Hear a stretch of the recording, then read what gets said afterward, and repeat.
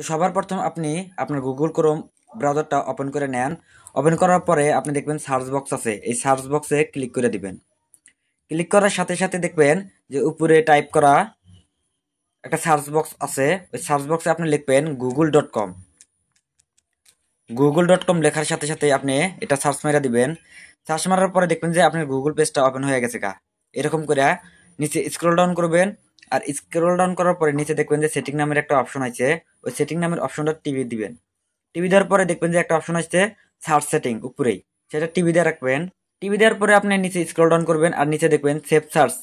Save search নামে একটা option আছে যেটা আপনাদেরকে অফ করা দেখাবে। আপনি সিম্পলি এটা ক্লিক করে দিবেন।